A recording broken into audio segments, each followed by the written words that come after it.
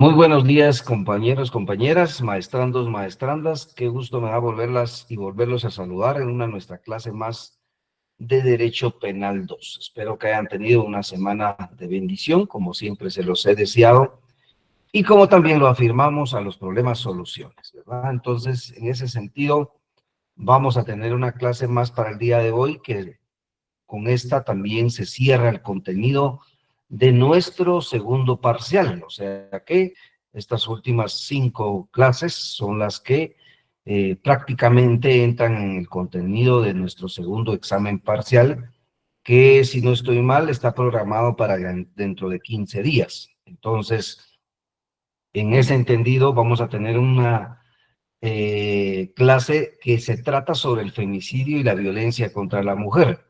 Se recordarán ustedes en nuestra clase anterior, el día martes estuvimos hablando algunos conceptos fundamentales de lo que es violencia contra la mujer. Vimos dentro de ellos lo que dice la doctrina, que tenemos que entender por estereotipos, que tenemos que entender en este caso por relaciones desiguales de poder, que tenemos que entender también de esos ámbitos públicos y privados, que tenemos que entender en algunos aspectos como lo es la violencia y el círculo de la violencia. Y estuvimos viendo todas esas definiciones porque son conceptos que ustedes van a encontrar dentro de la ley contra el femicidio y otras formas de violencia contra la mujer. Así que esa ley es importante que hoy la tengamos a la mano.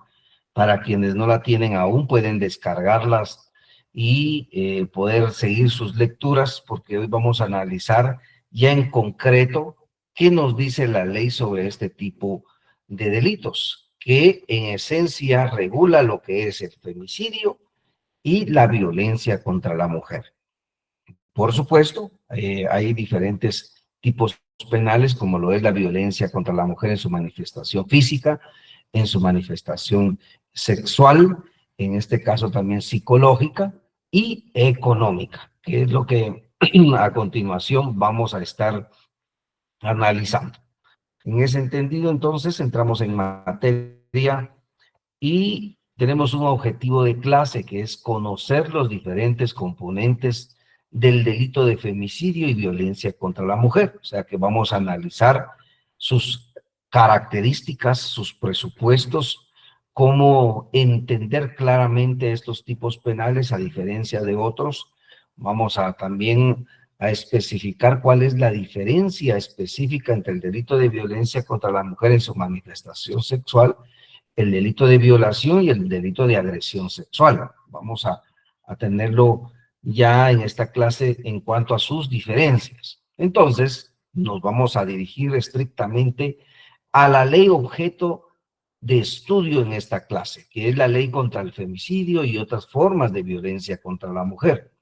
Y ustedes pueden ver ya en su artículo 1 que tiene claramente definido su objeto, o sea, para qué fue creada esa ley. Y el objeto claramente es garantizar, y aquí les señalo con algunos colores las diferentes características de esta ley para que entremos nosotros en contexto de lo que realmente regula. Entonces es garantizar la vida, la libertad, la integridad y la dignidad, y en este caso no solo garantizarla, sino también la protección y la igualdad de todas las mujeres ante la ley. Entonces ustedes pueden darse cuenta que es una ley dirigida hacia un grupo vulnerable, como lo son las damas.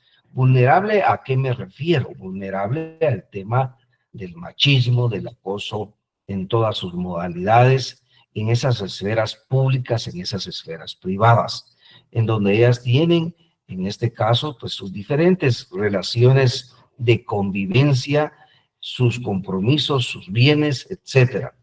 Pero en síntesis, ese es el objeto. Y en este caso también, cuando hablamos de relaciones de poder o de confianza, se recordarán ustedes que estuvimos viendo esos conceptos en nuestra clase anterior. Por eso es importante manejarlos y pues, por eso también considero importante que en una sola clase podamos explicarlos, porque aquí la ley ya solo nos menciona sus conceptos en abstracto, porque aquí si ustedes pueden ver nos dice en las relaciones de poder o confianza. Vean, en el ámbito público o en el ámbito privado, quien agrede cometa en contra de ellas prácticas. ¿Qué prácticas? Discriminatorias, de violencia física, de violencia psicológica, de violencia económica o de menosprecio a sus derechos. El fin es entonces promover e implementar disposiciones orientadas a la erradicación de la violencia, a la erradicación de las violencias psicológica, violencia física, la violencia sexual, económica o cualquier tipo de coacción en contra de las mujeres, garantizándoles una vida libre de violencia, según lo estipulado en la Constitución Política de la República de Guatemala e instrumentos internacionales sobre derechos humanos de las mujeres ratificados por Guatemala. Ya vamos a ver también algunos instrumentos que Guatemala ha ratificado, instrumentos internacionales, por supuesto, que ha ratificado a favor, en este caso, de la defensa de los derechos humanos de las mujeres en todo caso. Por supuesto, yo entiendo y tengo claramente definido, como lo hablábamos en nuestra clase anterior, que también ha existido un abuso, ¿verdad? Maestrandos y maestrandas, y eso no lo podemos nosotros, pues, ocultar. Sin embargo, esos índices de abuso sobre esta ley, pues, también no pueden entrar a no observar sus componentes porque definitivamente dentro de este entorno, y hablemos de Guatemala, que estamos en un entorno machista, estamos en un entorno de acoso principalmente para los grupos vulnerables. En este caso, nuestra clase se enfoca en las mujeres el día de hoy, pues lo es también que es una ley muy necesaria, es una ley que definitivamente lo que busca es equiparar esa igualdad de las mujeres dentro de ese contexto social, en donde muchas veces pues son replegadas, son discriminadas, pero por el hecho de ser mujeres. O sea que no es, lo que se hace replegarlas no es tanto sus propias aptitudes o cualidades de cada dama, sino el hecho de ser mujeres. Y eso es un contexto, en este caso, que se maneja no solo en Guatemala, sino en todas partes del mundo. O sea, esto es un aspecto generalizado. Y eso es lo que busca realmente esta ley. Asimismo, entonces tenemos que tener claro qué delitos tiene nuestra ley contra el femicidio y otras formas de violencia contra la mujer. Y básicamente son 3 delitos, maestranos, y aquí se los explico en esta lámina. Y esto sí necesito que lo tengamos muy claro, y ya voy a explicar a qué me refiero. El primer delito que ustedes van a encontrar en la ley contra el femicidio y otras formas de violencia contra la mujer es su delito o es el delito de femicidio. Ya voy a explicar en qué consiste cada uno de estos tipos penales. Es el primero, el delito de femicidio.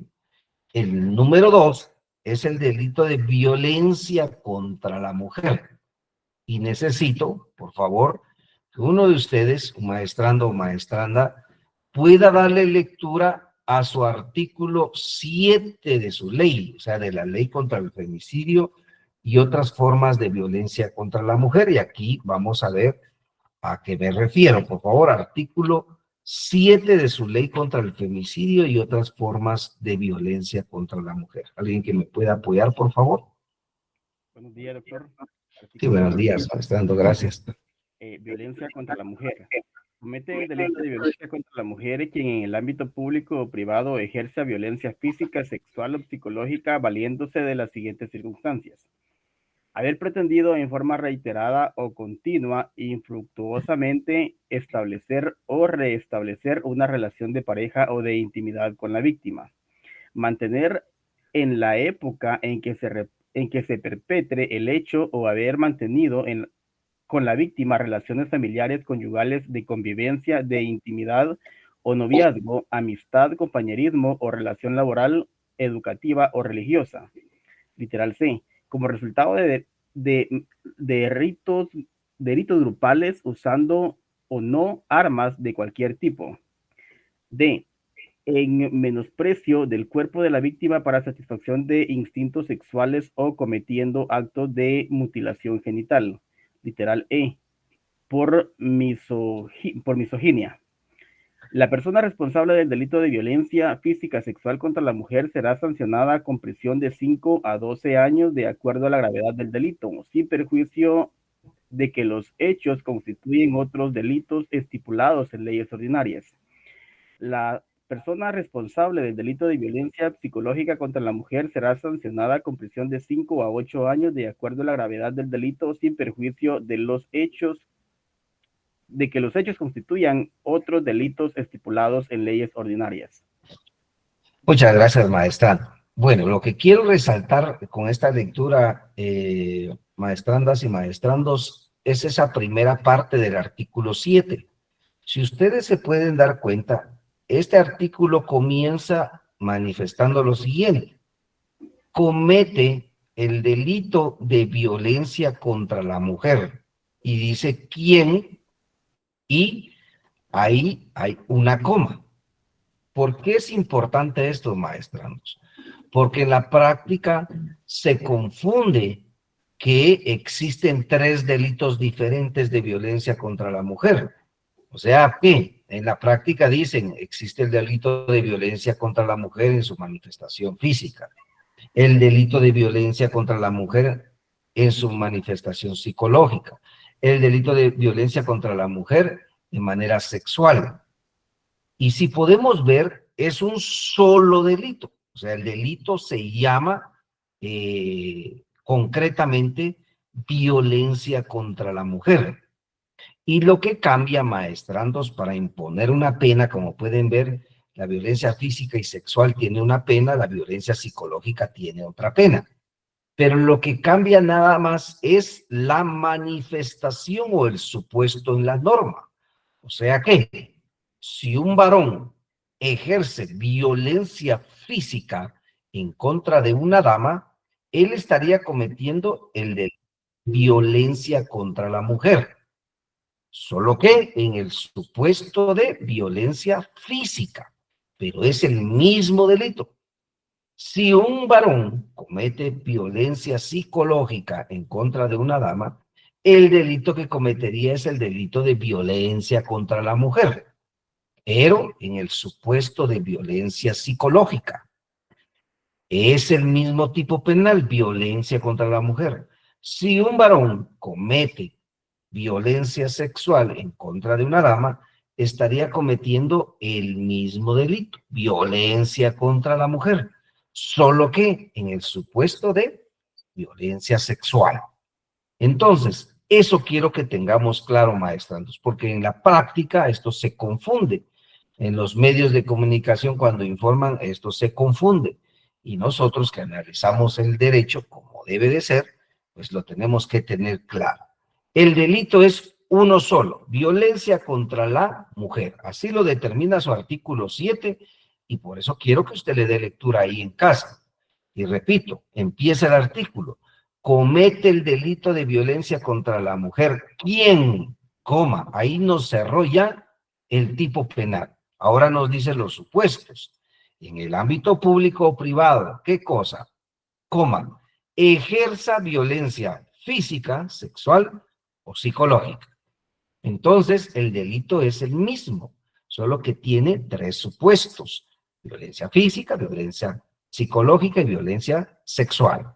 Entonces, eso sí quiero que lo tengamos claro, maestrandos, porque no se ha tenido claramente definido. Yo he leído muchas sentencias también que son emitidas por el mismo organismo judicial, y dice delito de violencia contra la mujer física, delito de violencia contra la mujer psicológica, delito de violencia contra la mujer sexual, y esos tipos penales no existen. Lo que existe es el delito de violencia contra la mujer. Ahora, diferente es que en una sentencia o en una resolución se indique lo siguiente: el fulano y sutano cometieron el delito de violencia contra la mujer, coma, en su manifestación física, coma, en el ámbito público. Entonces, ahí sí está correcto, porque le estoy denominando de acuerdo al tipo penal como debe de ser, que es violencia contra la mujer, estoy diciendo que es en su manifestación física y estoy manifestando también que es en el ámbito público o privado. Pero esa coma nos puede o ahorrar problemas o meternos en algunos problemas, ¿verdad? Porque tenemos que denominar correctamente los tipos penales por el principio de legalidad de la norma.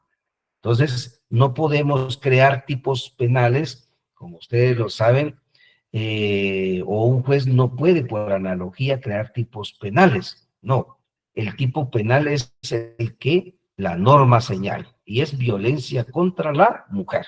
Sus supuestos, física, psicológica o sexual.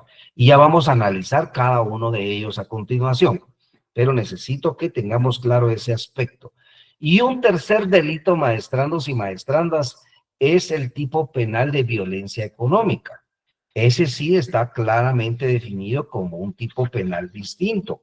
Y eso está definido en nuestro artículo 8 de nuestra misma ley contra el femicidio. Ahí tienen ustedes el tipo penal de violencia económica. Entonces, claramente, el legislador asignó un tipo penal diferente para ello. ¿Y cuál es el nombre correcto de este delito? Leamos el artículo 8. Comete el delito de violencia económica contra la mujer, ¿verdad? Así se describe el tipo penal. Es más, voy a denominar el tipo como debe de ser. Así se llama el tipo penal. No lo digo yo, ahí están sus normas. Ustedes pueden ir a su artículo número 8 y corroborar lo que les estoy indicando. Dice, comete el delito de violencia económica contra la mujer. Ese es el tipo penal. ¿Y por qué? Porque también he visto en la práctica algunos, no todos, por supuesto, algunas sentencias, algunas resoluciones que dice el delito de violencia contra de la mujer en su manifestación económica. No es así como está definido el tipo penal en la norma. El tipo penal en la norma claramente se indica que es violencia económica contra la mujer. Y eso es lo correcto, no lo podemos denominar de otra manera porque nuestra ley taxativamente así lo refiere. Y estos son los nombres correctos y adecuados descritos en nuestra ley contra el femicidio y otras formas de violencia contra la mujer. Entonces, de acuerdo a esto, maestrandos, entonces ustedes ya tienen definido claramente que son tres tipos penales regulados o tres delitos regulados concretamente en su ley contra el femicidio. El primero, el delito de femicidio, el delito de violencia contra la mujer y el delito de violencia económica contra la mujer. Son los tres tipos penales regulados en nuestro ordenamiento jurídico, específicamente la ley contra el femicidio y otras formas de violencia contra la mujer. Ahora bien, permítame, solo voy a dar ingreso. Hay algunos compañeros que todavía se me están conectando por un medio equivocado, pero bueno, ya lo solucionamos.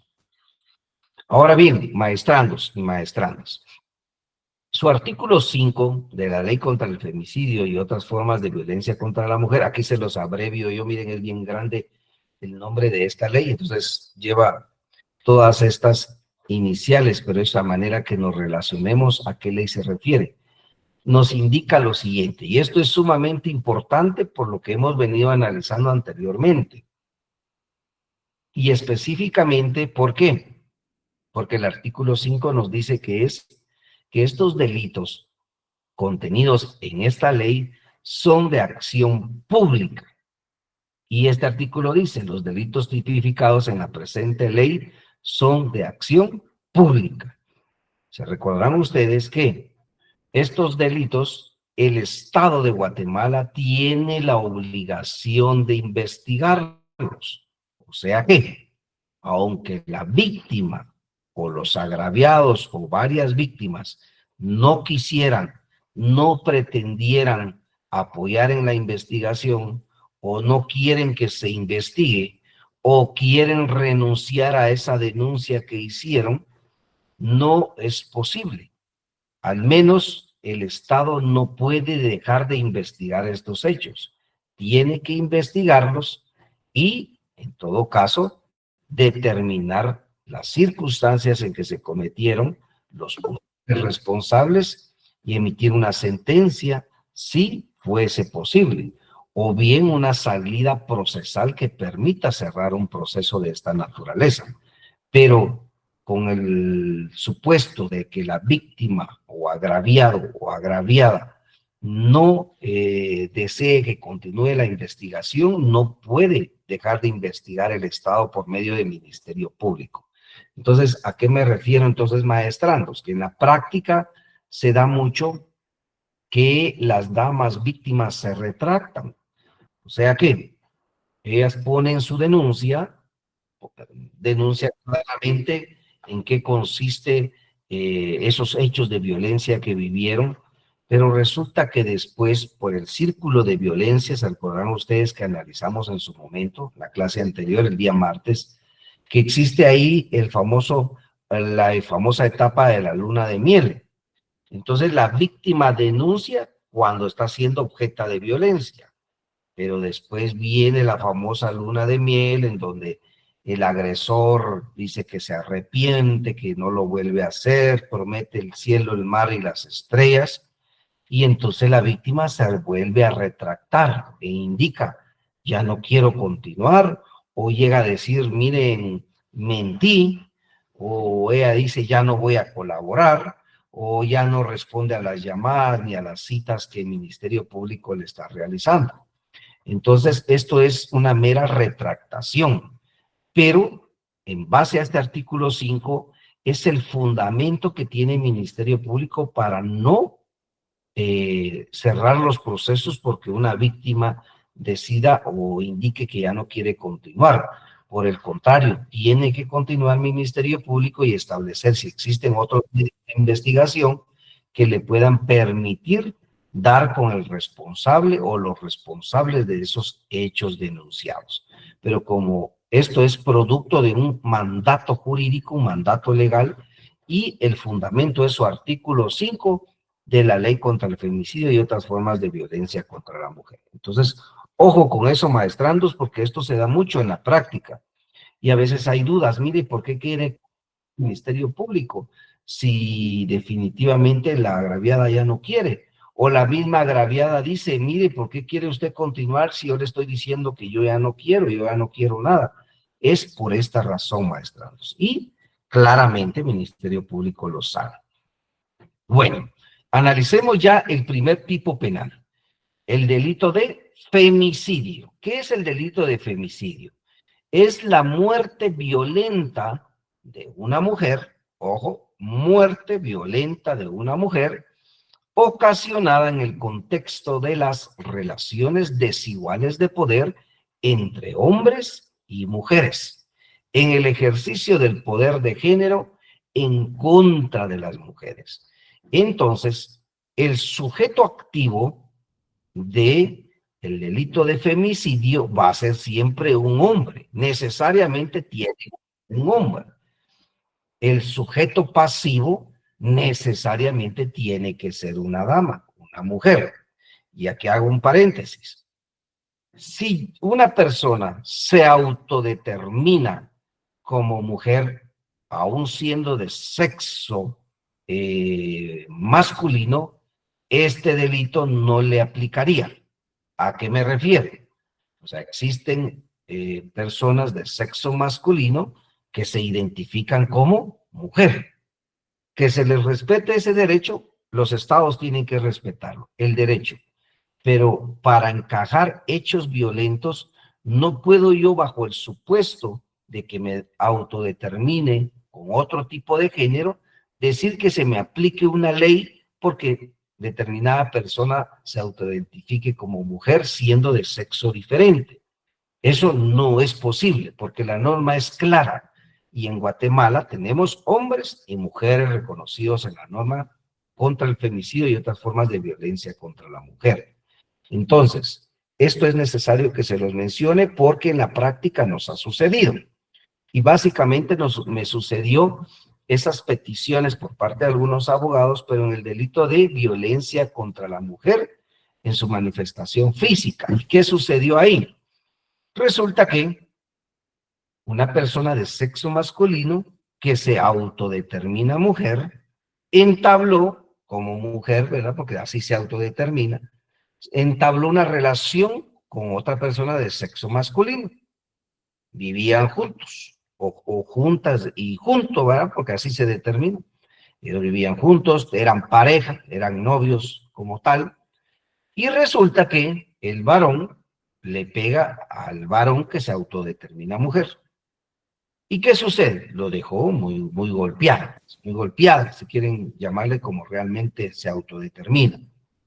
Pone su denuncia y dice, yo soy mujer, yo me autodetermino mujer y a mí me pegó un hombre.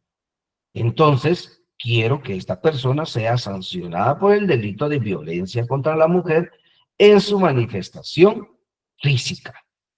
Bueno, entonces aquí lo que sucedió, maestrandos y maestrandas, para que ustedes tengan un contexto, es que se le resolvió no al lugar a su petición, que no era el juzgado de femicidio donde su servidor estaba ejerciendo funciones jurisdiccionales, y le expliqué los supuestos contenidos en la norma, que necesariamente el sujeto activo tiene que ser hombre y el sujeto pasivo tiene que ser mujer, pero no como autodeterminación, sino como sexo.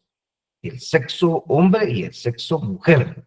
Ahora, que él se autodeterminara como mujer, pues es un derecho que tiene, pero la norma es clara, y con la norma si no la podemos variar porque yo me autodetermine de otra manera. Entonces, tenemos que voltear a ver otro tipo penal. ¿Y cuál es el tipo penal ahí aplicable? El delito de lesiones leves. ¿Por qué? Porque se recordarán ustedes que en el delito de lesiones leves, ahí no necesariamente tiene que ser de hombre a mujer ni de mujer a hombre, sino puede ser sujeto activo hombre, sujeto pasivo hombre, o sujeto activo mujer, sujeto pasivo hombre, o viceversa, los mismos sexos. Entonces, el juzgado de femicidio no era el competente para conocer de ese hecho, sino lo era un juzgado de primera instancia penal, sí, un juzgado de paz, pero por el delito de lesiones, no por el delito de violencia contra la mujer en su manifestación física, ¿verdad? Y esto tenemos que aclararlo, porque en la práctica se me requirió, pero se dio respuesta de esa manera. Se apeló el fallo, se fue hasta incluso a la Corte de Constitucionalidad, recuerdo que terminó conociendo ahí de un amparo por ello, porque se estaba indicando que el juzgado, o por medio de su servidor, no estaba garantizando que ella, como se autodeterminaba mujer, pues tenía que ser respetada como tal.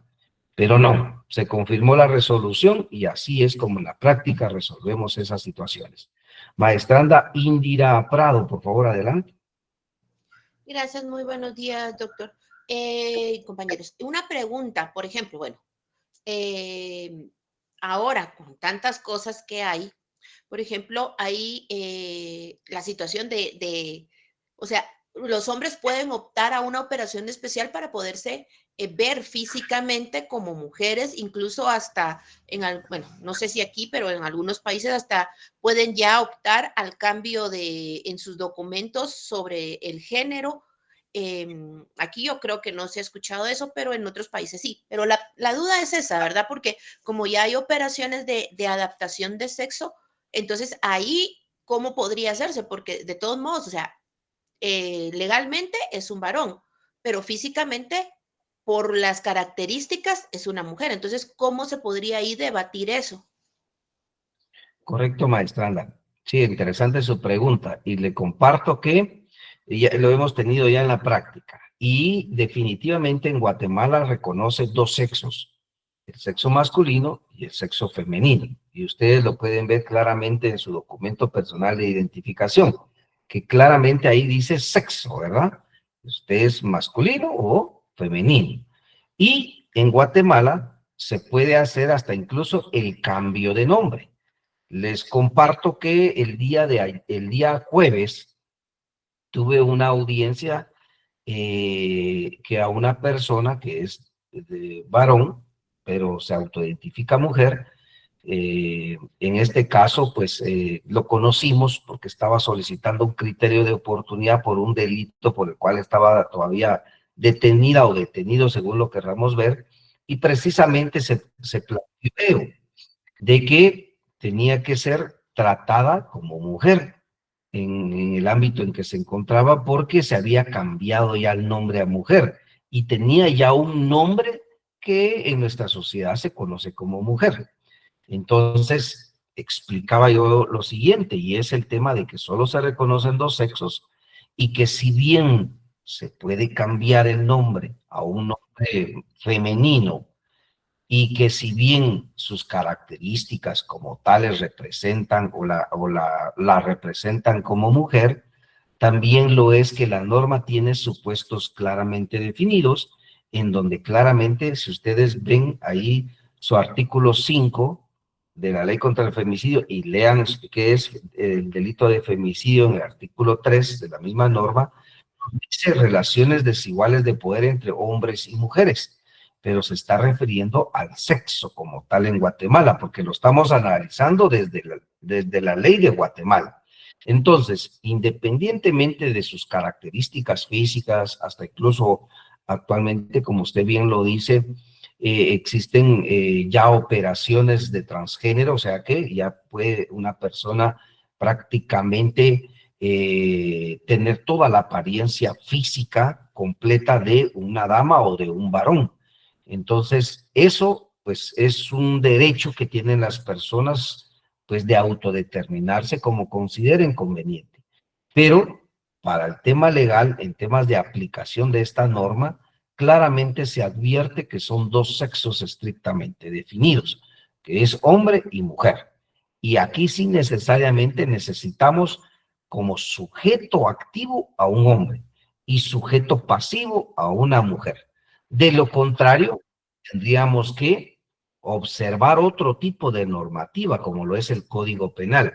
Pero la ley contra el femicidio claramente se advierte que es para garantizar los derechos de las mujeres, ¿verdad? Porque en su artículo 1, aquí tienen ustedes el fundamento legal para tener claramente que es una mujer, pero una mujer como sexo, no como género, porque como género una persona se puede identificar como considere conveniente en su vida, pero como sexo solo existen en Guatemala dos como tales, el hombre y la mujer, y son dos circunstancias que eso sí no se puede modificar, al menos hoy, 2025, por la misma Constitución Política de la República de Guatemala, que es una constitución pétrea, ¿verdad? Porque solo se puede reformar por ciertos mecanismos y existen artículos que no se pueden reformar como tal.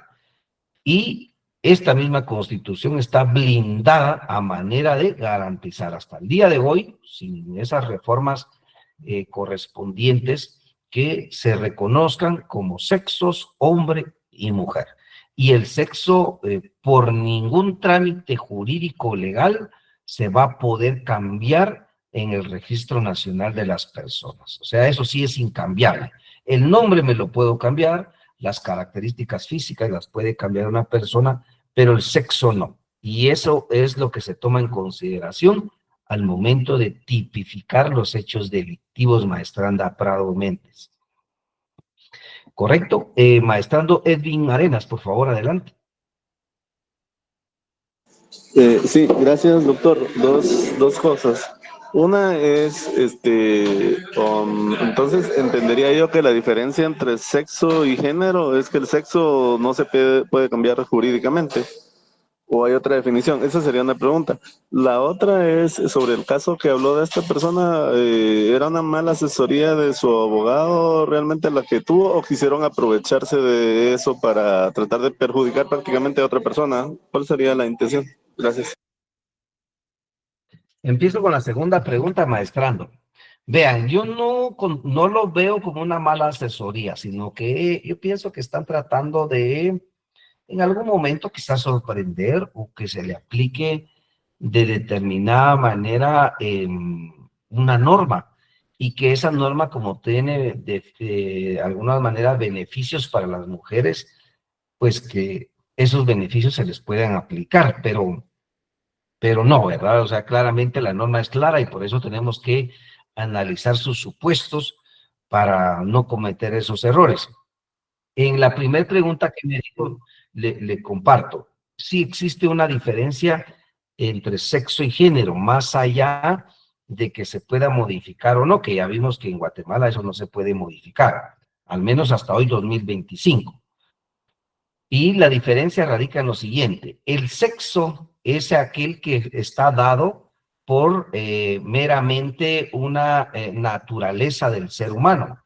O sea, entiéndase que por situaciones meramente de la naturaleza, una persona nace ya como hombre, como sexo masculino. Y por la misma naturaleza, esas características serían también propias para el sexo masculino. Al igual que, por la misma naturaleza, el sexo de la mujer, pues tiene sus propias características, o sea, son aspectos ya naturales por los cuales se identifica a dos personas, hombre y mujer. Ahora, el género viene a ser ya una especie de decisión personal en cuanto a la forma en que se quiere autodeterminar independientemente de cuál es la naturaleza, sus características físicas. Tiene que ver entonces con una forma de autodeterminarse. El género entonces implicaría que una persona nació con el sexo masculino, pero se autodetermina mujer. O bien viceversa, nació con un sexo femenino, pero se autodetermina como hombre.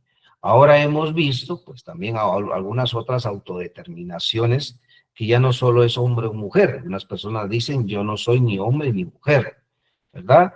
Asimismo, otras personas se autodeterminan como niños, otras personas se autodeterminan como algunos otros seres vivos, algunas otras personas se autodeterminan por cualquier otra circunstancia que, como repito, pues ellos están en su libre derecho de considerarse porque es una autodeterminación.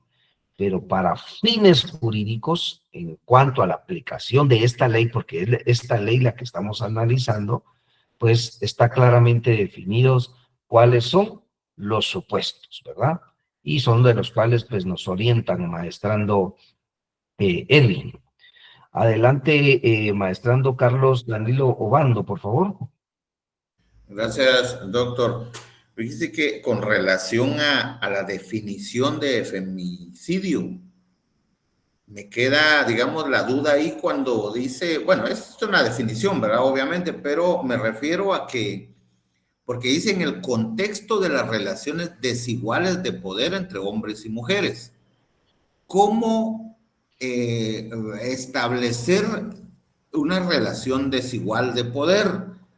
Digamos, en el sentido, lo que quiero decir con mi comentario es de que obviamente aquí es donde se adquieren insumos tanto para la acusación o para la defensa también, ¿verdad? Porque ¿cómo determinar que necesariamente el hombre es el que tiene la supremacía, digamos, del poder que puede ostentar, ¿verdad? Porque más que todo eso define algunas cuestiones como el carácter. Solamente quisiera que fuera tan amable de ampliarnos al respecto.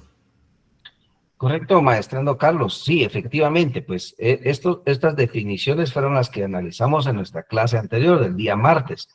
Pero usted se puede ir específicamente a su artículo número 3 en la literal G.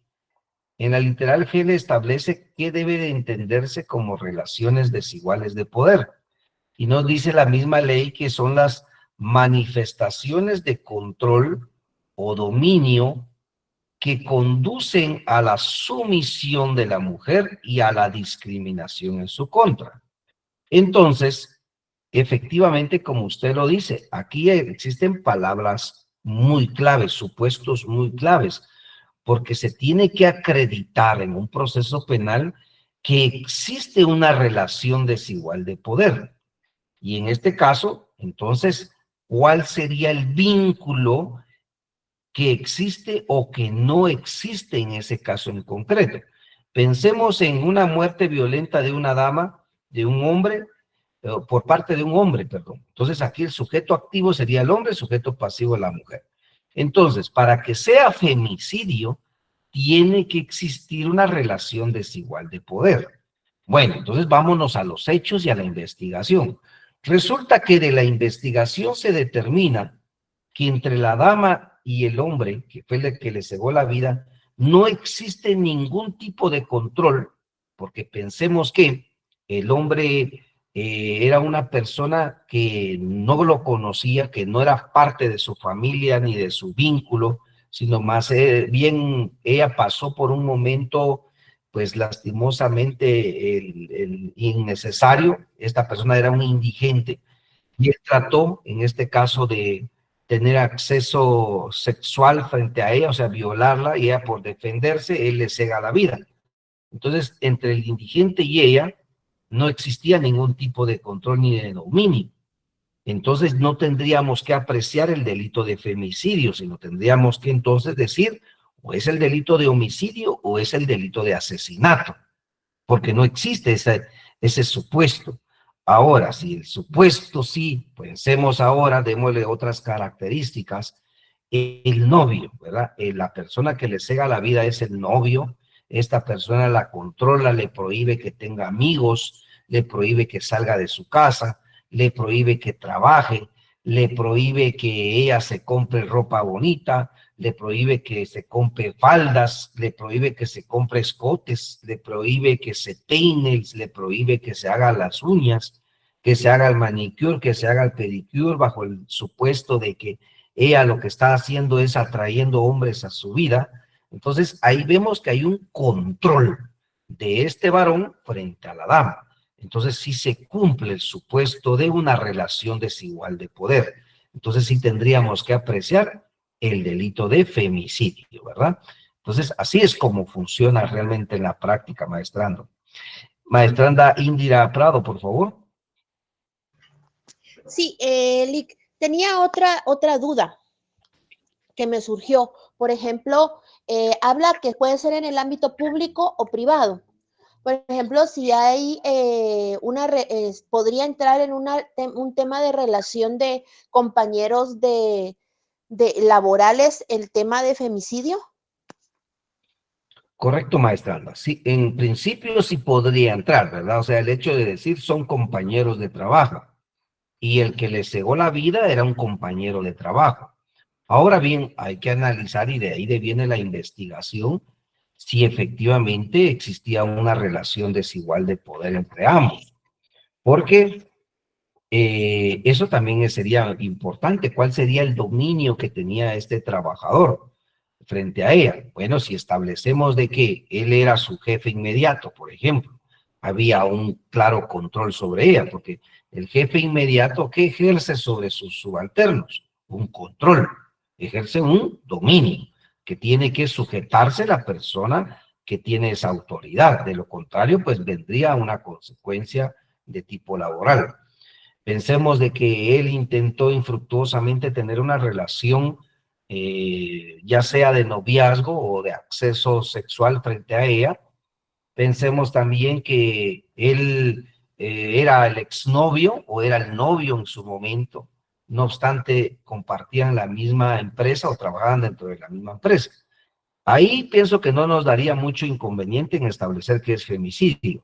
Pero ¿qué pasaría si son compañeros de trabajo y resulta que él trabajan, por ejemplo, para estas empresas que son, no se me viene el nombre ahorita, pero que trabajan call centers? Hay call centers que tienen edificios, ¿verdad? De 6, 7, 8, 9, 10, 15 niveles. Y en este caso resulta que el agresor, él trabajaba en el 15º nivel y la dama agraviada en el segundo. Pero resulta que lo que sucedió fue que en algún momento coincidieron en un momento fuera de la empresa y en ningún momento se tomó como base el trabajo, sino que ahí existió una discusión que se salió de control, una lucha de parqueos, y él por un mal golpe le cega la vida. Podríamos establecer que esa acción no tiene nada que ver con una relación desigual de poder, aunque hubiesen sido compañeros de trabajo, puesto que en ningún momento se utilizó esa posición para ocasionar ese hecho. Tendríamos entonces que analizar si eso es un delito de homicidio o un delito de asesinato, pero no sería femicidio porque no se cumple con los supuestos, ¿verdad? Entonces, va a depender, ¿verdad, maestra Anda? Pero sí puede encajar claramente un compañero de trabajo dentro de este tipo penal, por supuesto. Vamos a continuar en virtud que ya no hay más preguntas hasta el momento, ¿verdad? Entonces estamos con el femicidio. Ahora bien, el femicidio tiene que ver con las relaciones desiguales de poder. ¿Se recuerdan de esta plaqueta o de esta placa que se las presenté en la clase del martes? Pues aquí está la definición un poquito más amplia, aparte de lo que dice nuestra misma norma, de lo que tenemos que entender por relaciones desiguales de poder. Porque son aquellas manifestaciones siempre de control y dominio. O sea que cuando hablamos de manifestación de poder, es porque hay un control, es porque ahí tiene que haber un dominio. Por supuesto, no en todas las relaciones hay un control y un dominio, pues tenemos claramente definidos que hay varones respetuosos de la vida de su pareja. Y definitivamente muy difícil vamos a tener un caso de un hombre que respeta frente a una dama que respeta una situación de femicidio, de violencia. Eso casi es imposible. Para que exista violencia física o sexual en contra de una mujer es porque definitivamente quien ejerce ese control y dominio ha traspasado esa esfera del respeto, ¿verdad? Ha traspasado esa esfera en donde ya existe un control, en donde algo ya se salió de control, en donde ese dominio ha llegado a su cúspide máxima, que conducen a que la mujer pues viva en una sumisión. Por ejemplo, también podemos no solo entender el control como un tema de fuerza física, también existe un control o dominio por la misma dependencia económica. Pensemos en un caso real que les planteo. Una pareja, ¿verdad?, de novios, pues deciden casarse. Ambos laboraban. El esposo y la esposa, pues ahora tenían su trabajo. Resulta que la esposa, pues tiene su primer hijo. Y, lógicamente, las damas no me dejarán mentir, pues ese proceso para las mujeres todavía es más complejo, porque son quienes viven el embarazo como tal, porque son las que sufren pues de ese parto, de su recuperación, y aún así su bebé, su hijo o su hija, pues depende de ella al 100%, al menos durante varios meses. Y está acreditado que los 2 primeros años del bebé depende sentimentalmente de su madre. Implica entonces que la mamá está ligada a su hijo necesariamente. ¿Eso qué provoca en la práctica? De que muchas damas tengan que dejar de laborar por atender a sus hijos. Pero en este caso, ¿qué sucedió? El esposo ya empezaba a dar sus primeros tanes de control, les digo yo, porque desde ahí empecé a observar yo esas características. Él le dice, bueno, mira, yo tengo un buen trabajo, mejor desde hoy en adelante ya no vas a laborar. Y hasta ese momento estaba bien, pues porque él la estaba apoyando. Ahí estaba muy bien. Entonces ella decide renunciar a su trabajo, dedicarse a su hijo, y así sucedió durante cierto tiempo. Resulta que entonces el esposo de ella empieza a tener otro tipo de relaciones extramaritales, ¿verdad? O sea, de algunas parejas fuera del matrimonio. Ella lo empieza a observar, le hace los reclamos correspondientes Y aquí entonces él empieza a sentir celos infundados porque su esposa entonces le prohíbe ya usar faldas, le prohíbe usar maquillarse, peinarse, le prohíbe utilizar determinadas características de una dama, o sea, utilizar joyas, por ejemplo. Y él le dice que mientras ella viva bajo, en este caso, la dependencia económica de él, ella tiene que hacer lo que él le diga. Para ella buscar un trabajo en ese momento ya es muy difícil, porque ya llevaba casi 4 años de ya no laborar por cuidar a su hijo. Entonces él, para que ella no saliera con sus amigas, para que ella no se vistiera de esa manera, entonces le decía, bueno, aquí este dinero solo es para la comida, este dinero no es para que te compres cosas. Tú no necesitas de ese dinero para irte a comprar cosas porque tú tienes que vivir en una casa. La mujer a la casa, yo voy a ir a trabajar. Y la limitaba en el tema económico. Entonces existía no solo una dependencia económica de la mujer frente al varón, sino que ahora ese tema económico servía del hombre hacia la mujer como un control, como un dominio. Fallecen los papás de la dama por una enfermedad que tuvieron y resulta que todavía tenía menos esperanza de alguien que la pudiera apoyar. Entonces, pueden ustedes extraer de este ejemplo que por medio del tema económico puede haber una sumisión de la mujer frente al hombre, por el control económico, por el control que se ejerce de esa necesidad en la cual ya fue envuelta. Entonces, consejo sano, les digo yo a todas las maestrandas, nunca deje su trabajo, ¿verdad? Ahí se recuerdan de mí, pero nunca. Pero a todas las personas que en algún momento yo tengo que asesorar por alguna circunstancia, yo le digo a una dama, no deje su trabajo. Yo sé que es difícil, yo sé que es complejo, pero busque otras alternativas, pero su trabajo no lo deje, a menos de que ya sea una decisión muy personal, ¿verdad? Y sí que se respete. Por todo lo que vemos a diario, maestrandos y maestrandas. Por supuesto, no todos los varones son así, ¿verdad? Claro que no, no todos, eso no vamos a generalizar. Máximo a quienes tenemos padres, ¿verdad? Que Dios nos regaló y que han sido personas con valores y con principios bien formados y que nos han enseñado a respetar no solo a las damas, sino a niños, adultos, a toda persona. Entonces, no podemos generalizar, pero por casos muy específicos les planteo este tema y que tiene que ver con relaciones desiguales de poder. Como parte, fíjense que estoy un poquito afectado a la garganta como del clima, pero considero que puedo seguir dando la clase. Resulta que entonces la relación desigual de poder juega un papel importante en los delitos que tienen que ver en contra de las damas, como parte de ese dominio que están sujetos, o están sujetas, perdón. Ahora, el delito de femicidio está regulado en su artículo 6, en su artículo 6 de la Ley contra el Femicidio y otras formas de violencia contra la mujer. Y aquí tienen ustedes definido qué aspectos, características o supuestos la norma tiene incluidos para que pueda considerarse un delito de femicidio. Ya me he adelantado que uno de sus supuestos es esas relaciones desiguales de poder entre hombres y mujeres. Entonces, comete el delito de femicidio.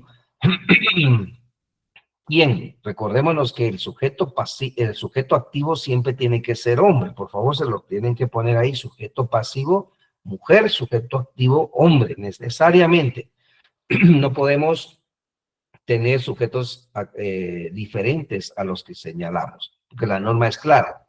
Comete el delito de femicidio, ¿quién? Ya hay una quién, o una característica, pues me refiero, ¿quién? En el marco de las relaciones desiguales de poder entre hombres y mujeres, diere muerte a quién, maestrandos, a una mujer.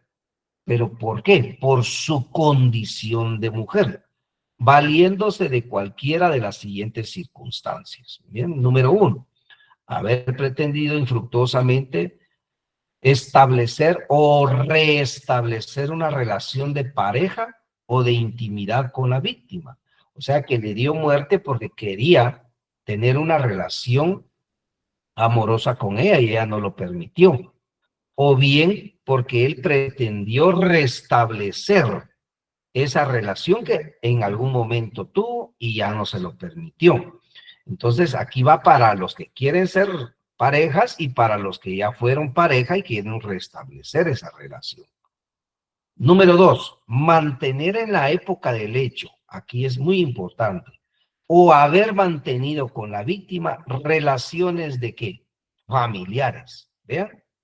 Familiares, conyugales, o sea, es para el esposo, de convivencia, es para las uniones que se dan de pareja, uniones de hecho, es para aquellas personas con las cuales se decide convivir únicamente, sin tener algún tipo de relación ahí de esposos, de intimidad. Yo siempre les digo a aquellas personas que deciden tener, pues en algún momento una relación extra familia, o bien aún no teniendo ningún compromiso, pues tienen actos de intimidad con esta persona. Los famosos amigos con derecho, ¿verdad? Ustedes han escuchado de ello. Pues ahí también lo encaja, vean claramente la ley. O sea, la ley es tan amplia para todos estos casos. O noviazgo. Aquí tenemos entonces a el novio, ¿vean? Al novio. Entonces aquí también ingresa el novio. La amistad, ingresa al amigo, ¿verdad? Ingresa a la persona que usted le tiene confianza. También es parte de el compañero, ¿vean? El compañerito ahí de un tema de trabajo o de una relación laboral, ¿verdad? Y puede ser jefes, subjefes, los que tengan algún tipo de relación laboral, siempre y cuando, maestrando, se recuerdan de los supuestos aquí arriba, que exista una relación desigual. Como resultado de la reiterada manifestación de violencia en contra de la víctima. Por favor, aquí se recuerdan del círculo de la violencia. Para eso nos sirve esa clase anterior. Círculo de violencia. Ustedes se recordarán perfectamente que se llama círculo porque se vuelve a repetir. El hombre que es agresivo está claramente establecido, estudiado, que lo agresivo no se le puede eliminar. Se puede nada más controlar, dosificar. Se le pueden dar medidas para que él decida abstenerse de utilizar esa agresividad en contra de una dama, pero esa agresividad muy difícilmente va a desaparecer. Entonces una persona violenta va a volver a ser violenta. O sea, eso no lo digo yo, no me lo estoy inventando yo hoy, en 2025, su catedrático de Derecho Penal.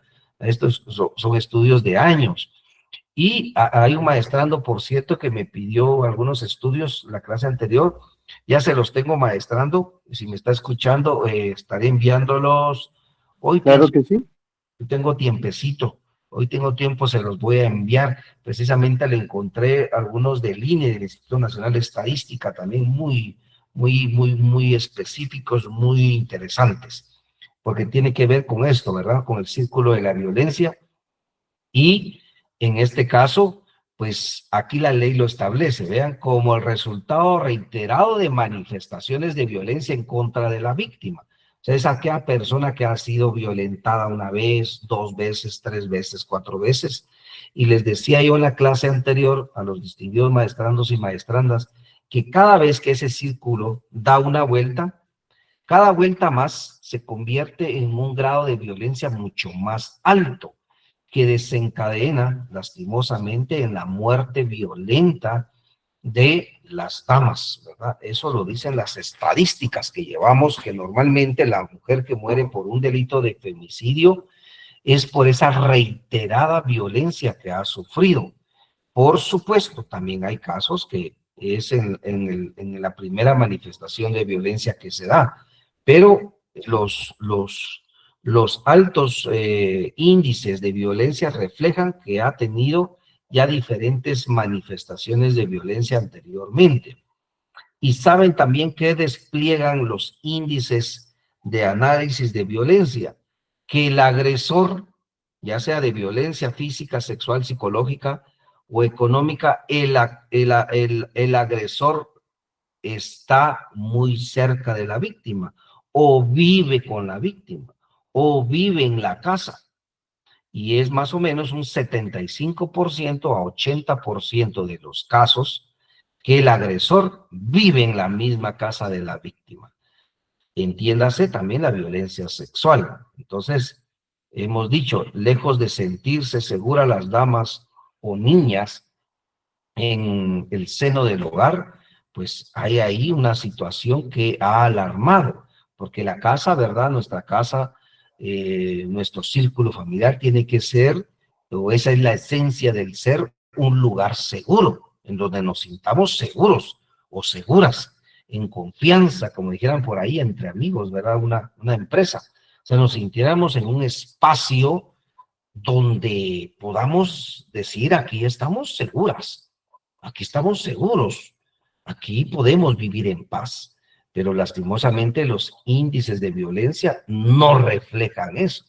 El que está obligado a garantizar paz y seguridad en el hogar es el que está violentando.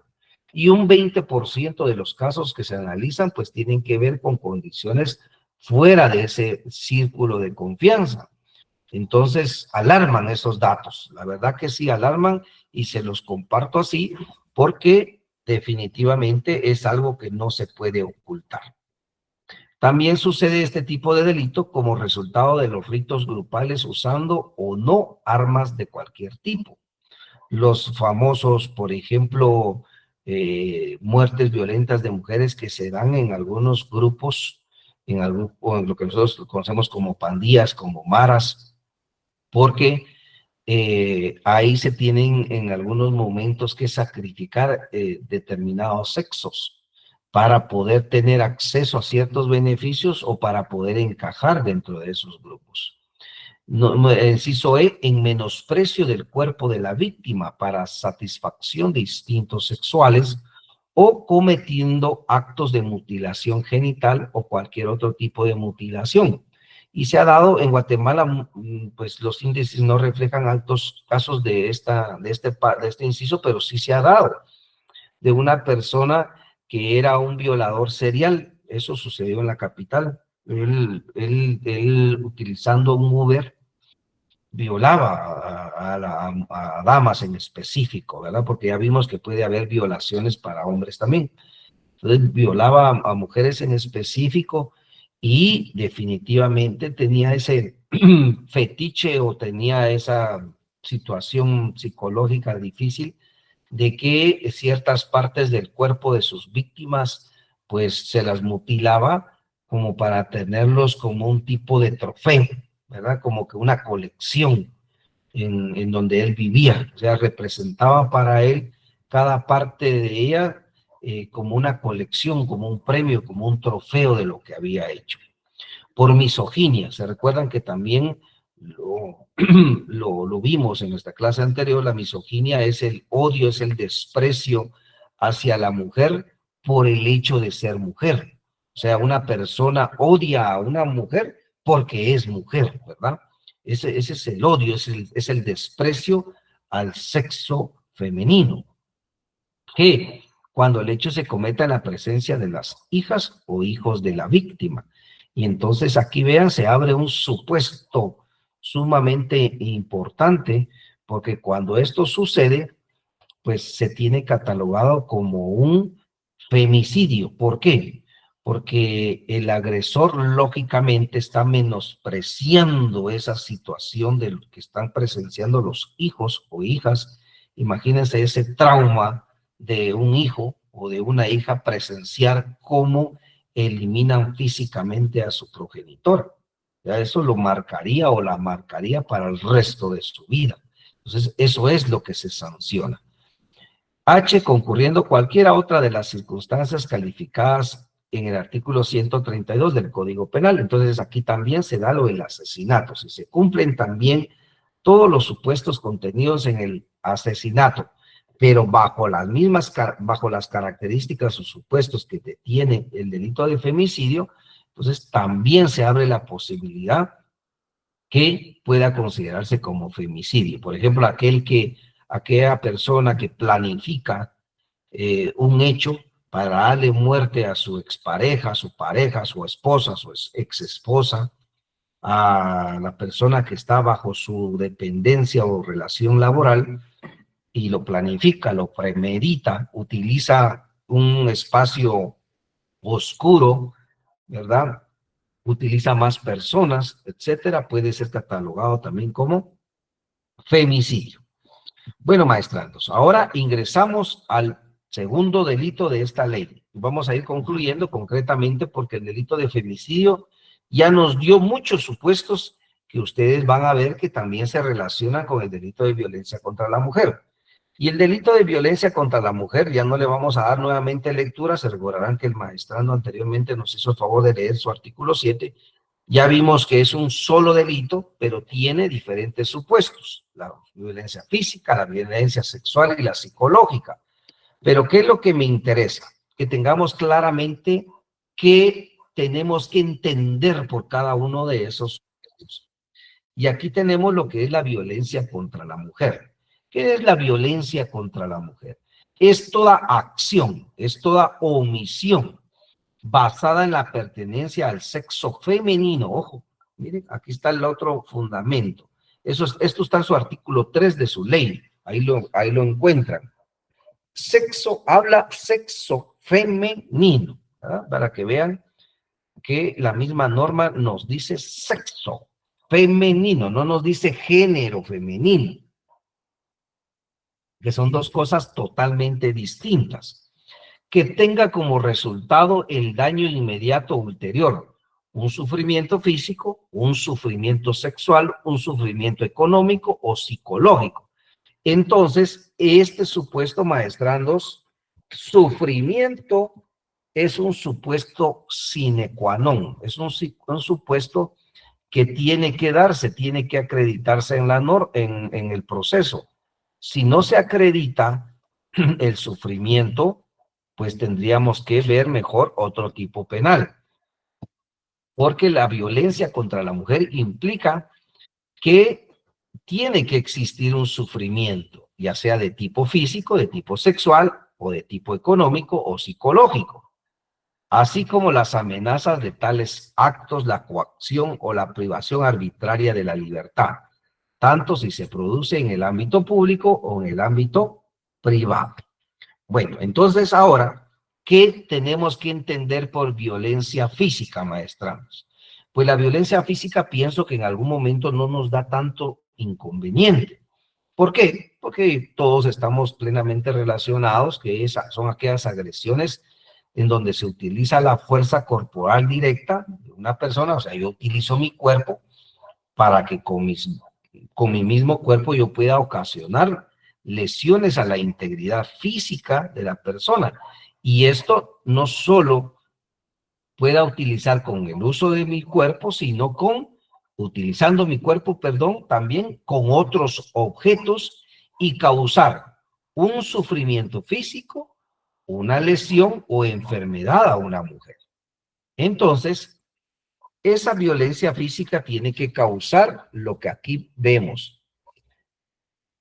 Tiene que causar daño, sufrimiento, lesión o enfermedad. Ahora yo les pregunto, ¿cómo se acredita esto? Porque esto hay que acreditarlo. No podría decir yo nada más, esta persona me dio un golpe y me causó un sufrimiento físico, o me causó una lesión, o me causó una enfermedad, o me causó un daño.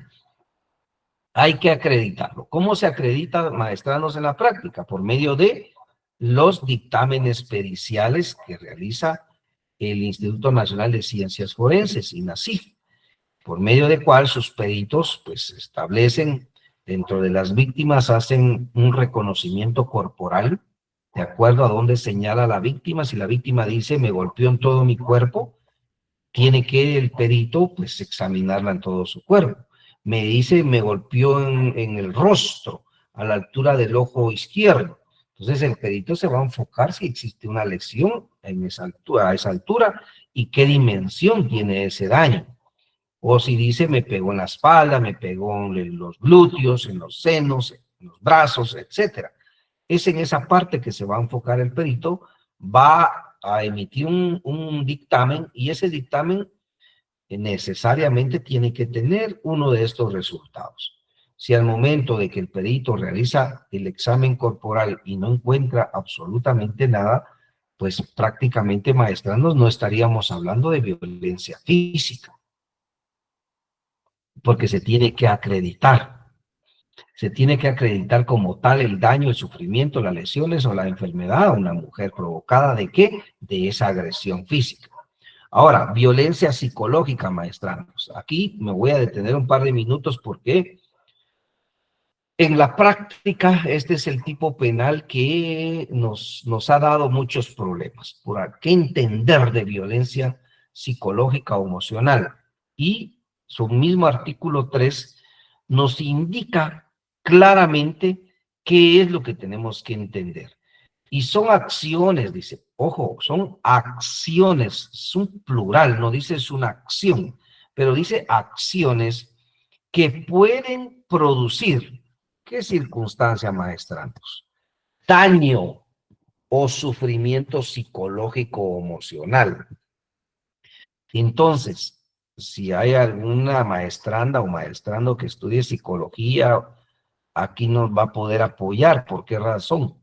Porque un daño, voy a dejarlo así un poquito más grande, un daño o sufrimiento psicológico no es una situación que se dé con una simple palabra de alguna persona, por ejemplo, un extraño, sino que tiene que ser de acuerdo a lo que hemos visto con los peritajes correspondientes, que son aquellas acciones que por esa relación que existe entre el agresor y la víctima va deteriorando su estado emocional hasta que en un momento se pueda convertir en un daño psicológico, en un daño emocional o en un sufrimiento psicológico.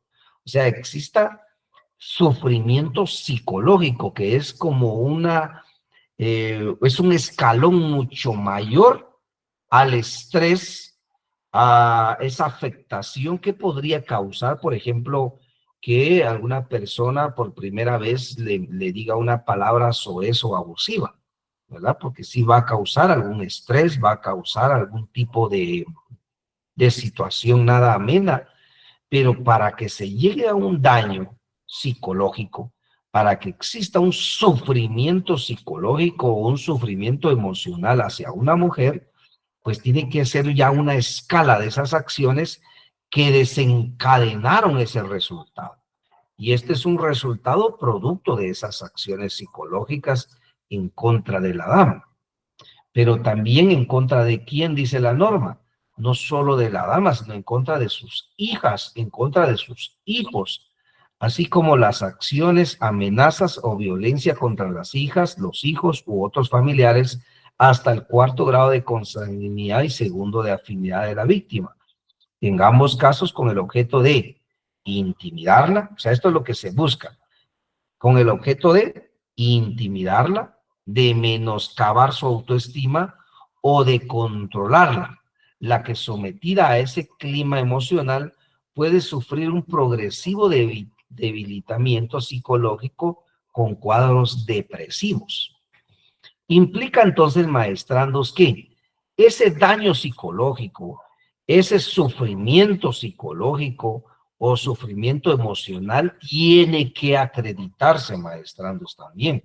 No solo basta decir, fui víctima de violencia psicológica y con eso tratar ya de pretender acreditar ese tipo penal. No, tiene que venir un profesional en la psicología, determinar si efectivamente esas acciones desencadenaron en ese daño, pero si dentro de su dictamen no dice que existe daño psicológico, sufrimiento psicológico o sufrimiento emocional o daño emocional, definitivamente no estamos ante un tipo penal de violencia psicológica o emocional. Pero Si se da, si un perito como tal lo diagnostica, entonces estaríamos frente a un tipo penal de violencia psicológica. Entonces, ojo con eso, maestrandos, porque es algo que sí se tiene que acreditar. Maestrando Edwin Arenas, por favor, adelante. Eh, sí, gracias, doctor. A mí me da duda, por ejemplo, obviamente todas las personas hemos crecido diferentes en diferentes ámbitos familiares. ¿Cómo sabe el perito realmente que lo que tiene esa persona es producto de lo que vivió con su novio o cónyuge y no producto de todo lo que ha vivido durante una vida que quizás ha tenido todo ese sufrimiento, como usted lo menciona? Correcto, maestrando. Fíjese que son preguntas que se le han hecho, le comparto que también se las he planteado a algunos peritos en algunos escenarios que hemos tenido de convivencia y me han manifestado que sí es posible determinar que ese daño sea producto de determinada acción. Pero ellos, lo que entiendo, no soy profesional en la materia de la psicología, pero entiendo que ellos tienen diferentes tipos de test o de pruebas psicológicas, en las cuales, pues, luego de superarse o no superarse, y luego de su experiencia y su análisis como profesionales del caso en específico, pues puedan arribar a esa conclusión. Lo cierto es, maestrando, que puede surgir mucha duda como la que usted me plantea. Entonces aquí viene la defensa, ¿verdad? Que ha requerido, bueno, el perito tal y tal está indicando de que efectivamente existe un daño o sufrimiento psicológico. Entonces ellos requieren también que se practique un nuevo dictamen pericial, pero por medio de un perito distinto, para poder conocer qué nos está indicando otro profesional como tal. O sea, pues también puede darse en caso de que exista una duda y ya en el debate, pues ustedes se van a dar cuenta ya conforme vayamos avanzando en nuestro curso de Derecho Procesal Penal, que es en el debate en donde ya podemos claramente pues cuestionar al perito cómo arribó de manera científica a esa conclusión. Lo cierto es de que como profesional en la materia, pues se ha indicado dentro de su dictamen la manera y la forma como arribó a esa conclusión, ¿verdad? Pero que se puede cuestionar, definitivamente se puede cuestionar. Y ya solo dependería de esa labor de defensa de hacerlo. Maestranda Indira Prado, correcto, maestranda. Gracias, doctor. Bueno, yo no soy psicóloga, pero por lo menos a nosotros en trabajo social nos enseñaron ciertos parámetros para poder llegar a determinar en lo que era psicología, por ejemplo, la profundidad o la temporalidad de los daños a nivel psicológico de una persona cuando estamos haciendo las entrevistas. Y hay algo que yo le pregunté a una amiga que de hecho era un perito forense en INASIF, me decía de que los test estandarizados también le dan a uno temporalidades y la profundidad del daño, y ahí es donde ellos pueden sacar sus interpretaciones, porque hay ciertas medidas y ciertas escalas que ellos utilizan para poder ver el tema de la profundidad del daño y la temporalidad del daño, y en base a eso es que ellos sacan sus peritajes. Y a nosotros como trabajadores sociales hay preguntas generadoras, por ejemplo, que nos ayudan a conocer hasta dónde o hasta qué punto es algo muy reciente o es algo más profundo, y en las mismas entrevistas las personas tienden a sacar muchas cosas y hay palabras claves que dan para poderse conocer la temporalidad del daño que ellos están sufriendo de manera psicológica, aunque los psicólogos pues tienen mejor estandarizado eso que un trabajador social. Pero sí me comentaba una amiga que era psicóloga del INASIF, que ellos tenían ciertos estándares y ciertos marcajes en las pruebas estandarizadas. Excelente, maestranda Indira. Gracias, maestranda Ana del Rosario Molina, por favor. Sí, buenos días. Buenos días. Es posible, acá estamos hablando que las pruebas las hace el INASIF. ¿Es posible que en algún momento se acepten pruebas de especialistas privados o necesariamente son del INASIF? Correcto, maestra. Anda, fíjese que le comparto un caso que tuve. Específicamente, sí fue posible, pero en la etapa del ofrecimiento de prueba, pero no como dictamen, ¿verdad? No como dictamen pericial, porque no tendrían esa calidad, pero sí tendría la calidad de prueba documental. Entonces, como prueba documental, el informe psicológico del profesional tal y tal, ¿verdad? Y hasta incluso no solo ofrecen esa prueba documental, que son un estudio sobre si existe o no daño psicológico, sino también ofrecen al mismo profesional como un consultor técnico. O sea que el profesional va a estar en el debate auxiliando al abogado para poder entrevistar a los psicólogos que INASIF van a llegar a narrar por qué arribaron a esa conclusión. Entonces, solo es la forma en que se ofrece, pero se puede ofrecer. Maestranda Ana Gabriela Gutiérrez, por favor. Buenos días, doctor. Yo sí soy psicóloga y he tenido la oportunidad de participar en los procesos legales como perito forense en psicología. Y la verdad es que nuestros informes o pues, de la institución en donde yo laboro, sí los han podido en muchas ocasiones, sí los han acreditado como pruebas que sí las toman como pruebas, ¿verdad? Excelente, Entonces, maestra. sí, digamos que sí se supone o sí es cierto que el INASIF es quien debe de realizar esas pruebas, pero en muchas ocasiones por la carga de trabajo me imagino que ellos tienen. Entonces sí hay, digamos, otras instituciones que sí son válidas las pruebas psicológicas que se hacen. Correcto, maestra Ana Gabriela Gutiérrez. Sí, como usted bien lo dijo, se reciben como medios de prueba y son medios que sí se aceptan, como lo había dicho anteriormente. Lo único que no reciben el nombre técnico de dictámenes periciales, porque como dictamen pericial solo el Instituto Nacional de Ciencias Forenses lo puede aportar al proceso penal, pero sí se tienen como válidos y por supuesto que son tomados en consideración porque son profesionales, ¿verdad? Como usted me lo dice.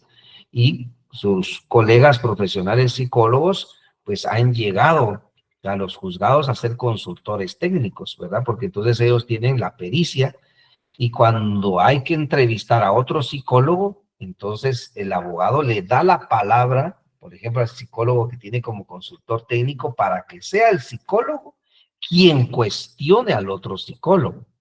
Entonces ahí va a haber una paridad de conocimientos, ¿verdad? Porque no está entrevistando al psicólogo un abogado que no tiene esa pericia o esa profesión, sino lo está haciendo la misma calidad de profesional que sí tiene esa pericia. Y maestranda Ana Gabriela, aprovechando su profesión, para arribar a un daño o sufrimiento psicológico,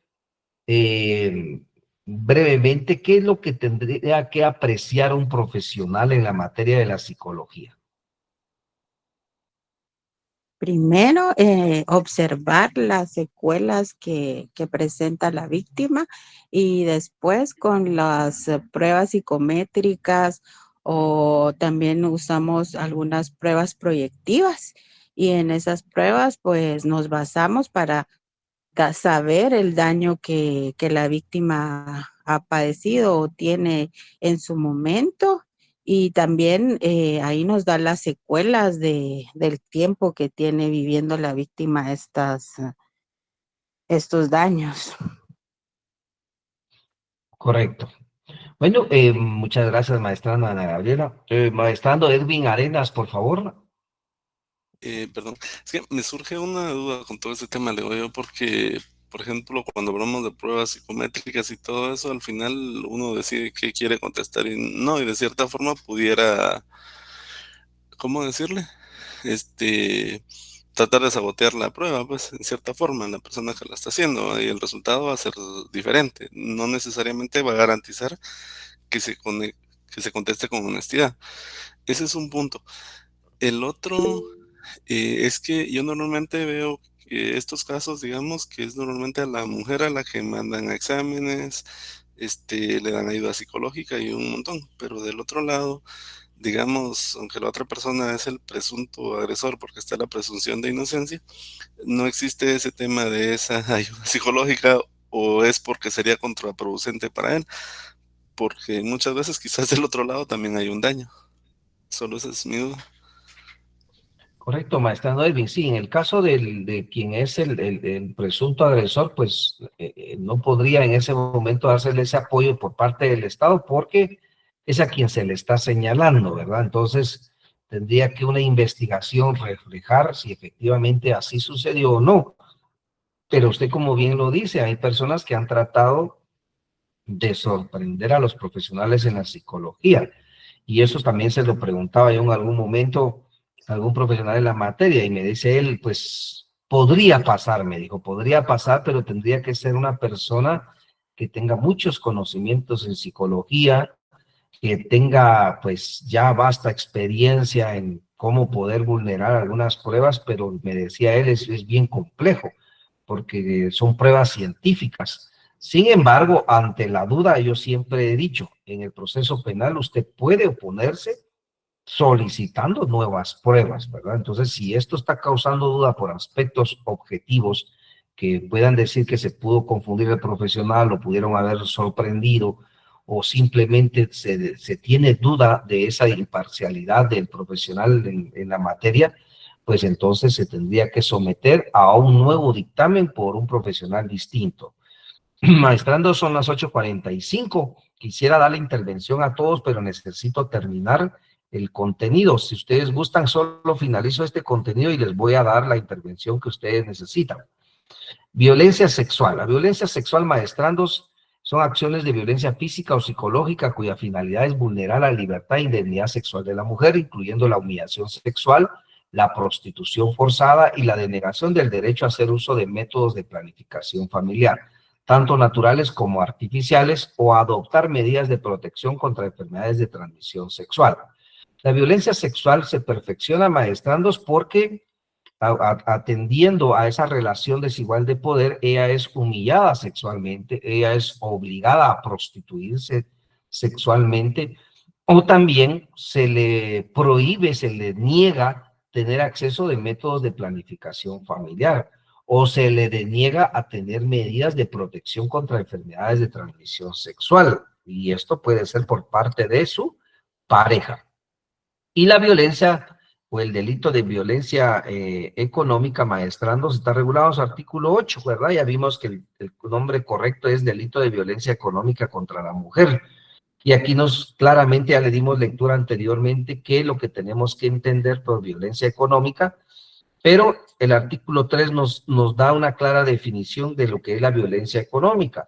Son acciones o omisiones que repercuten en el uso, goce, disponibilidad o accesibilidad de una mujer a los bienes materiales que le pertenecen por derecho, por vínculo matrimonial o unión de hecho, por capacidad o por herencia, causándole deterioro, daño, transformación, sustracción, destrucción, retención o pérdida de objetos o bienes materiales propios o del grupo familiar, así como la retención de instrumentos de trabajo, documentos personales, bienes, valores, derechos o recursos económicos. O sea que aquellas damas que no se les prohíbe o se les deniega o se les niega hacer uso de sus bienes, uso de su patrimonio que le pertenece, de la herencia que le pertenece, o le causan daño a sus bienes, eso es violencia económica. Si a una mujer no se le permite, por ejemplo, vender sus bienes porque ella necesita venderlos, porque quiere venderlos y se le obliga a no hacerlo, eso es violencia económica. O se le obliga a venderlos, o se le obliga a cederlos, o se le causa daños a sus bienes. Por ejemplo, se le quema una persona que vino y le quemó la casa a su expareja. Ahí se le está haciendo un daño. Asimismo, hubo una persona que le escondía su documento personal de identificación a su esposa para que ella no pudiera hacer uso de sus bienes, principalmente económicos. Entonces, eso también representó la violencia económica. O le escondía sus joyas, o fíjense que iba a vender sus joyas. Entonces, eso constituye una violencia económica porque son bienes de la mujer. Y eso es lo que sanciona el legislador. Aquí les presento un listado de normativa internacional de protección contra la mujer. Está la famosa Convención Interamericana para Prevenir, Sancionar y Erradicar la Violencia contra la Mujer, Convención Belén do Pará, y la Convención sobre la Eliminación de todas las formas de discriminación contra la mujer, entre otras, de las cuales pues ustedes en sus momentos libres pudieran darle lectura, analizarlos, que es la normativa que Guatemala ya ha, en este caso, aceptado y se ha comprometido a cumplirlas. Entonces, maestrandos y maestrandas, este ha sido nuestro contenido el día de hoy. Miren, fácilmente me pasé 4 minutos, trato de ser siempre muy puntual, pero también soy respetuoso y les doy la oportunidad también de que ustedes compartan sus comentarios y o presenten sus dudas al respecto. Es por ello entonces, maestrandos y maestrandas, que no tengo levantada la mano ya más por algún maestrando o maestranda. Así que les deseo un bonito fin de semana. Para quienes continúan conmigo en Derecho Procesal Penal, nos vemos ya en un momento. Quienes no, si Dios nos lo permite, nos vemos en una próxima. Feliz día. Gracias, doctor. Nos vemos en 10 y algo. Gracias, doctor.